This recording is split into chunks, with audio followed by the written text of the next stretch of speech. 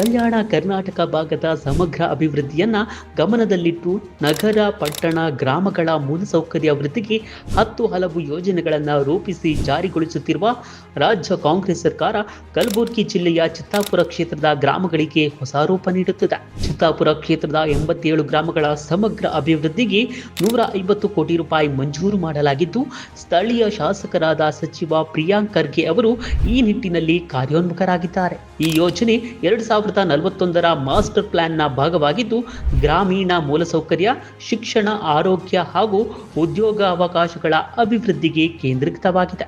ಗ್ರಾಮಗಳ ಅಭಿವೃದ್ಧಿಯೇ ರಾಜ್ಯ ದೇಶದ ಅಭಿವೃದ್ಧಿ ಎಂಬ ಪರಿಕಲ್ಪನೆಯೊಂದಿಗೆ ಪಂಚಾಯತ್ ರಾಜ್ ವ್ಯವಸ್ಥೆಯನ್ನ ಬಲಪಡಿಸಿ ಗ್ರಾಮೀಣಾಭಿವೃದ್ಧಿಗೆ ನವಚೈತನ್ಯ ತುಂಬುವ ದೃಷ್ಟಿಕೋನದಿಂದ ಚಿತ್ತಾಪುರ ಕ್ಷೇತ್ರದಲ್ಲಿ ಪ್ರಗತಿಯ ಹೊಸ ಅಧ್ಯಾಯ ಆರಂಭವಾಗುತ್ತಿದೆ.